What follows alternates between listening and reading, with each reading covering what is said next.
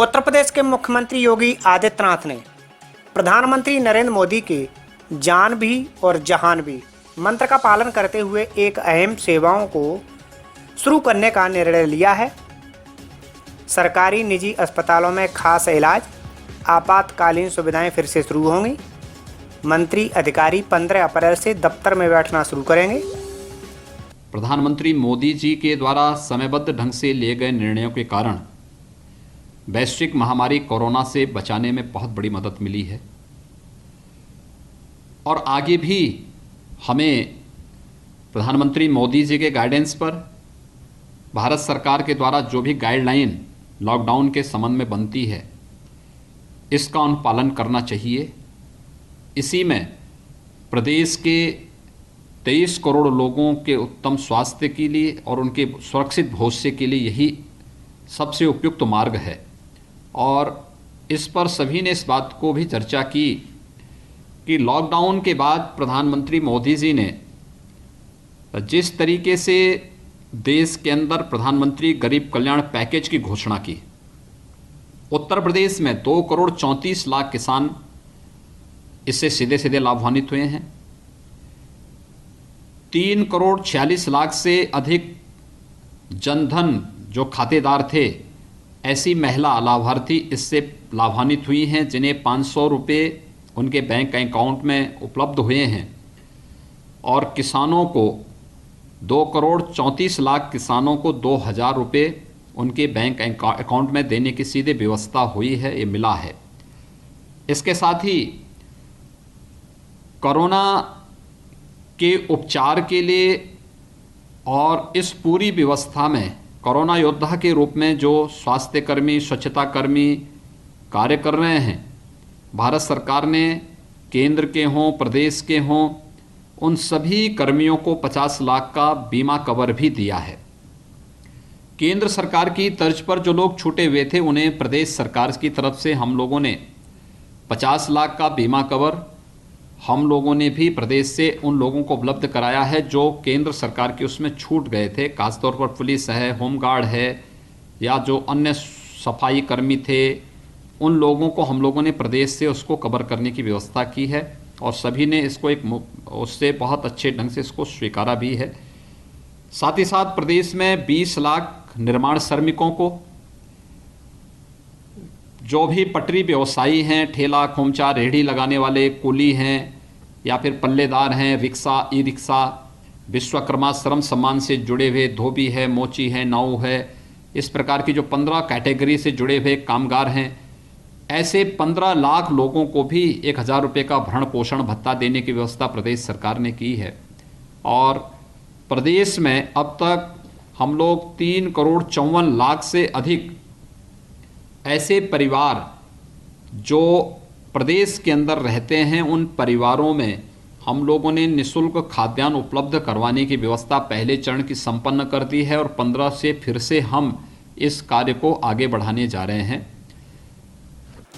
सभी मंत्री अपने कार्यालय में अपना सामान्य कामकाज शुरू करेंगे। लॉकडाउन के संबंध में यूपी सरकार केंद्र के दिशा निर्देशों का पालन करेगी। निर्माण परियोजनाएं भी धीरे धीरे शुरू होंगी। अस्पतालों में सामान्य इलाज की व्यवस्थाएं शुरू होंगी। यह सब काम सोशल डिस्टेंसिंग का पालन करते हुए ही होगा। मुख्यमंत्री योगी ने अपने 19 कैबिनेट मंत्रियों के साथ बैठक कर लॉकडाउन के बाद की स्थिति की चर्चा की। इसके अलावा और किन किन क्षेत्रों में छूट मिलेगी? प्रदेश सरकार के द्वारा समयबद्ध ढंग से भारत सरकार के मार्गदर्शन में कदम उठाए गए कदमों को सभी लोगों ने एक स्वर से स्वीकार किया है, लेकिन आगे के लिए भी इसी सतर्कता के साथ कार्य करने की पूरी प्रतिबद्धता व्यक्त की है। और इस दिशा से आदरणीय प्रधानमंत्री जी ने कल मुख्यमंत्रियों के साथ वीडियो कॉन्फ्रेंसिंग में कुछ चीज़ों पर चर्चा की थी। खासतौर पर पहली बार जब उन्होंने वीसी की थी मुख्यमंत्रियों के साथ, तब उन्होंने इस बारे में कहा था, देश के नाम पर अपने संदेश में इस बारे में कहा था कि हमें जनता कर्फ्यू क्यों लगाना पड़ रहा है, क्योंकि जान है तो जहान है। कल प्रधानमंत्री जी ने एक वर्ड और वहाँ पे उपयोग में लाया है, कहा उन्होंने जान भी और जहान भी। हम लोगों की जान को भी बचाएं कोरोना वायरस के संक्रमण को तो हमें रोकना ही रोकना है, लेकिन साथ साथ हमें उन सामान्य कार्यों को भी आगे बढ़ाने की कार्रवाई करनी है, जिससे एक सामान्य कामकाज भी इस रूप में आगे बढ़ सके कि कहीं भी कोई समस्या ना आने पाए। और इस देश से आज हम लोगों ने प्रदेश के अंदर तत्काल कुछ कमेटियां गठित की हैं, जो 15 के बाद से किस प्रकार की हमारी कार्रवाई होनी है। लॉकडाउन पर प्रदेश सरकार पूरी तरीके से भारत सरकार की गाइडलाइन का पालन करेगी, क्योंकि यही 23 करोड़ जनता के उत्तम स्वास्थ्य और सुरक्षित भविष्य के लिए आवश्यक है। लेकिन साथ साथ हम लोग इस बात को भी तय करने जा रहे हैं कि कुछ रूटीन के कार्यों को, आवश्यक सेवाओं को, इमरजेंसी सेवाओं को कैसे किया जा सकता है। इसके लिए हम लोगों ने व्यवस्था बनाई है कि उप मुख्यमंत्री श्री केशव प्रसाद मौर्य जी की अध्यक्षता में हम लोगों ने एक कमेटी उनको दी है, जिस पर वो कार्य करेंगे कि प्रदेश के अंदर उन निर्माण के कार्यों को कैसे आगे बढ़ाया जा सकता है, जहाँ पे लॉकडाउन और सोशल डिस्टेंसिंग का पालन करते हुए भी इनके कार्य को और उसमें लगे हुए श्रमिकों को भी कुछ काम मिल सके। एक्सप्रेसवे है या फिर बड़े बड़े जो निर्माण के कार्य हैं, सोशल डिस्टेंसिंग का पालन करते हुए इस पर वह कमेटी कार्य करेगी। इस पर वे कार्य करेंगे, कैसे वहाँ पे सप्लाई चेन भी बनती है, इस पर एक कमेटी काम करेगी।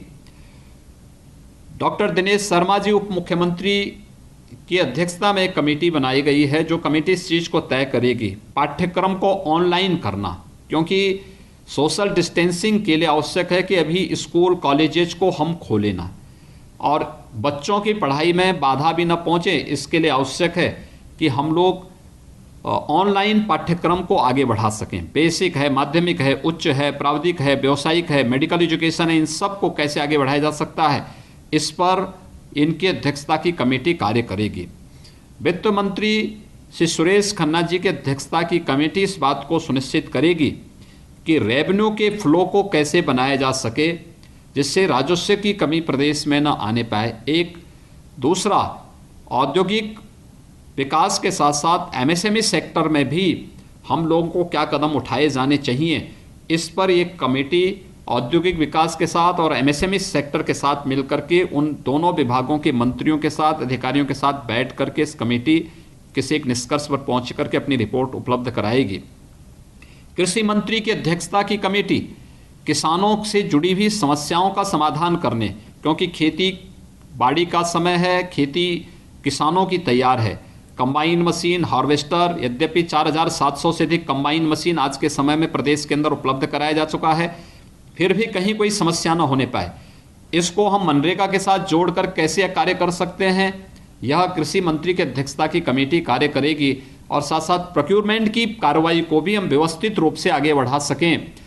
खेत में ही या किसान के घर से ही अगर हम खरीदारी कर सकें, लेकिन एमएसएमई जो एमएसपी से कम लाभ यानी न्यूनतम समर्थन मूल्य से कम लाभ किसान को न मिले, उससे कम दाम न मिले, इस चीज़ पर हम लोग पूरी कड़ाई लागू करें। इसके लिए एफपीओज को वहाँ पे भेजना या अन्य कंपनियों को वहाँ पर अलाउ करना और न्यूनतम समर्थन मूल्य की गारंटी के साथ इस कार्रवाई को आगे बढ़ाने की कार्य हो, इस पर भी यह कमेटी कृषि मंत्री की अध्यक्षता की कमेटी कार्य करेगी। प्रदेश के अंदर इमरजेंसी मेडिकल सेवाओं को आगे बढ़ाने, मेडिकल कॉलेजेज हैं, चाहे वह गवर्नमेंट मेडिकल कॉलेजेज हों, निजी क्षेत्र के मेडिकल कॉलेजेज हों, सरकारी हॉस्पिटल हों, निजी हॉस्पिटल हों, कोरोना संक्रमण को रोकना, हर हाल में रोकना, इसके लिए मेडिकल टीम को बचाना, डॉक्टर हैं, पैरामेडिक्स हैं, नर्सिंग का स्टाफ है, जितने टेक्नीशियंस हैं, इनको सुरक्षित रखते हुए कैसे हम इनको प्रशिक्षित करें, कैसे हम इन्हें पर्सनल प्रोटेक्शन के इक्विपमेंट उपलब्ध करा करके इमरजेंसी सेवाएं जैसे डायलिसिस की सुविधा है या कीमो की सुविधा है, रेडियोथेरेपी की सुविधा है, या फिर कोई गंभीर पेशेंट आ चुका है, वह कार्डियक का पेशेंट हो सकता है, न्यूरो का पेशेंट हो सकता है, इन लोगों के लिए स्वास्थ्य मंत्री की अध्यक्षता की कमेटी इस पर कार्य करके त्वरित रूप से इस कार्यक्रम को आगे बढ़ा सकेगी। इस पर वह कमेटी कार्य करेगी जो स्वास्थ्य के क्षेत्र में इन सब चीज़ों को आगे बढ़ाने के लिए त्वरित रूप से हम इसको आगे बढ़ा सकें, इस पर भी हमें कार्य करने की आवश्यकता है और ये कमेटी इस पर कार्य कर रही है। ऐसे ही हम लोगों ने प्रदेश के अंदर पेयजल की उपलब्धता सुनिश्चित रहे, जल शक्ति मंत्री स्वयं इस चीज़ को मॉनिटर कर रहे हैं और आगे भी सुनिश्चित करें कि कहीं भी पेयजल का संकट ना आने पाए, क्योंकि गर्मी बढ़ेगी तो इसके साथ बिंद क्षेत्र बुंदेलखंड क्षेत्र में पेयजल का संकट ना आने पाए। इस पर भी ये कमेटी कार्य करेगी, इस पर लगातार ये कमेटी अपना फोकस करेगी। ऐसे हम लोगों ने कुछ कमेटियों को गठित करने के साथ ही इनको व्यवस्था दी है कि कैसे हम इन चीज़ों को वो कर सकते हैं। एक चीज़ जिस पर ये चर्चा हुई है कि हमें इस पर भी विचार करना चाहिए कि 14 दिन जो लोग शेल्टर होम में रह चुके हैं, उसी जनपद में हैं, उनको एक बार जांच करवा करके फिर सुरक्षित 14 दिन के होम क्वारंटाइन में उनके घर में भेजने की व्यवस्था हम करें। खाद्यान्न की आपूर्ति उनको लगातार हो, इसके बारे में खाद्यान्न का पैकेट भी उनके साथ ही वहाँ जाएगा। ये चीज़ें हम तत्काल रूप से लागू करने जा रहे हैं। 14 अप्रैल ये महत्वपूर्ण तिथि है और इसमें हम लोगों ने अनुरोध किया है कि 13 और 14 को खासतौर पर खालसा पंथ की स्थापना, हमारे सिख पंथ से जुड़े हुए जो हमारे बंधुगण हैं उनसे जुड़ा हुआ एक महत्वपूर्ण आयोजन होता है। सबसे अपील की गई है कि हम लोग कोई भी पब्लिक फंक्शन न करें, आयोजन अपने घरों में रह करके अकेले करें। ऐसे ही बैसाखी का कार्यक्रम है, कोई भी पब्लिक फंक्शन नहीं होंगे, क्योंकि कोरोना का एक ही उपचार है, लॉकडाउन और सोशल डिस्टेंसिंग। इसका अनुपालन हर हाल में हो, इसको हम लोग इसको लागू कर सकें। तो एक चौथा, इसके बारे में एक और चीज़ है कि 14 अप्रैल को बाबा साहब डॉक्टर भीमराव अंबेडकर जी का जयंती का कार्यक्रम पड़ेगा। तो उनकी पावन जयंती के अवसर पर सभी मंत्रियों से, सभी अधिकारियों से, सभी जनपदों से इस बारे में कहा गया है कि कार्यालय में केवल अकेले ही पुष्पांजलि का कार्यक्रम अपने वहाँ पर आप लोग करेंगे, या अपने घर में इस आयोजन को, कोई आयोजन नहीं होगा लेकिन उनके फोटो पर माल्यार्पण और पुष्पांजलि का कार्यक्रम वहाँ पर आयोजित हो जाए, इसके बारे में करेंगे। पब्लिक फंक्शन कोई न हो, इसके बारे में अपील हर स्तर पर जारी होना चाहिए। इसके साथ ही ये भी व्यवस्था कि आगामी पर्व और त्यौहार हैं, जैसे 23 अप्रैल से रमज़ान के कार्यक्रम पड़ेंगे।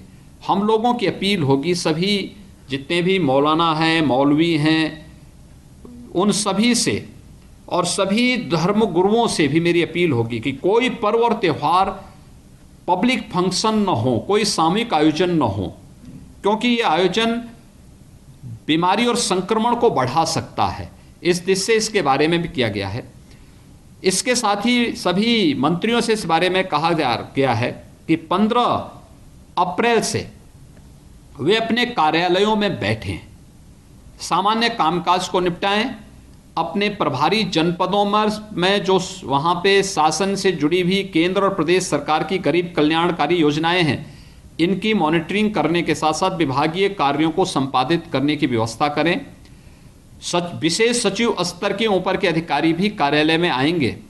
सोशल डिस्टेंसिंग के लिए मंत्री के साथ बैठ करके प्रमुख सचिव और अन्य जो अधिकारीगण हैं वो इस बात को सुनिश्चित करेंगे कि किन कर्मचारियों को आना है, उसकी भी कैटेगरी ये लोग तय करेंगे। इसको हम लोग तत्काल प्रभाव से लागू कर रहे हैं।